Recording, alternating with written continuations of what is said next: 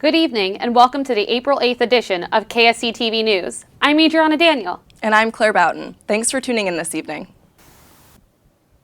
Here on campus, new COVID cases are holding steady. Last week, the college reported 18 new cases. This week, that number is down by only 1. A total of 17 new cases were discovered on campus this week in testing. Approximately 14 of those are among students. 1 to 4 of the new cases involve employees. Some New Hampshire parents will no longer be eligible to collect unemployment benefits as schools reopen in the state. NHPR reports parents who are accessing unemployment benefits to take care of kids during remote learning will not qualify once schools fully reopen this month. These benefits are parts of the CARES Act's Pandemic Unemployment Assistance.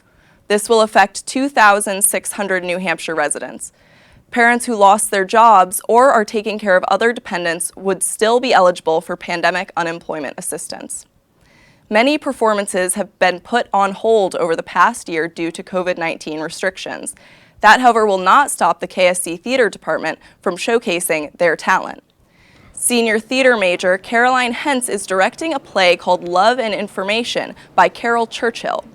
A limited number of cast members, masks, and social distancing are just a few of the many restrictions the department has to tackle. Hentz says she is managing to make it work despite all of the required precautions.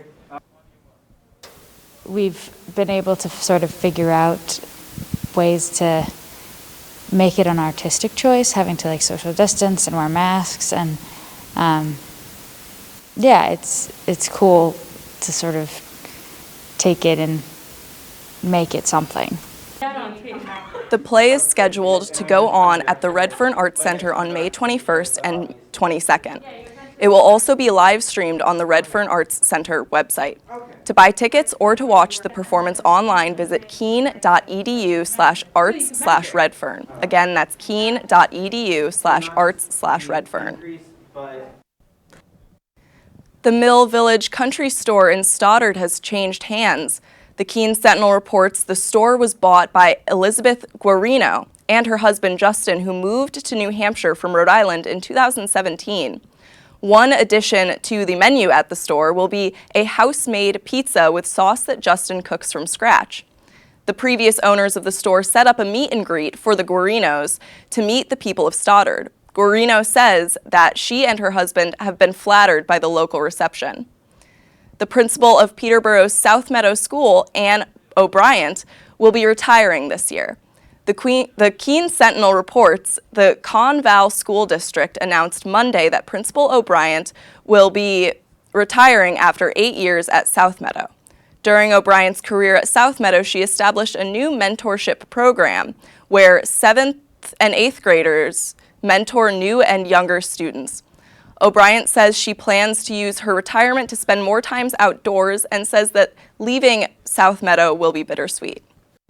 A Swansea dam is in danger of collapsing. The State Environmental Department has deemed the Upper Wilson Pond Dam a high hazard. This means the dam could pose a significant threat to surrounding families. The town has been ordered to reconstruct the dam by October 2023. Swansea will hold a public informational meeting on April 7th via Zoom. To join that meeting, use 871-0661-8409 as the Zoom ID. Again, that's 871-0661-8409. That's all for this edition of KSC TV. Thanks for tuning in. We'll be back next week at the same time. We'll see you then and have a good evening. Campus operations took a swift turn on May 6th when the COVID spike was confirmed. KSC President Melinda Treadwell sent out an email announcing immediate changes to ongoing campus operations and one-day events coming up that weekend. Operational changes included all dining services being turned into takeout only and access to the recreation center being put on a pause. Director of Recreational and Intramural Sports, Lynn Andrews, says that the recreation center being closed resulted in the college trying to mitigate group gathering locations. Andrews says that although the semester was wrapping up, the changes are still affecting gym regulars who use the recreation center as a place to release stress. Well, I think the students that have been working out regularly, I think, that impacts their just their routines. If they come work out first thing in the morning, if they come in the afternoon, it gives them the break in between classes or work. Another big change the campus saw was events originally being held within the student center were forced to move outside. Several large events that took place over this past weekend were moved out onto Appian Way, including the Academic Excellence Conference and the Graphic Design Portfolio event. Portions of the Academic Excellence Conference were also held virtually to avoid large groups gathering in classrooms. President Treadwell said last week that all operational changes will be in place until today, May 13th. But COVID Task Force leader Dr. Wayne Hartz says that if the college does not see a decrease in cases by that date, more drastic actions may have to take place. Worst comes to worst, we'll have to close a campus. If this gets out of control, we'll just have to close early. We did that last spring.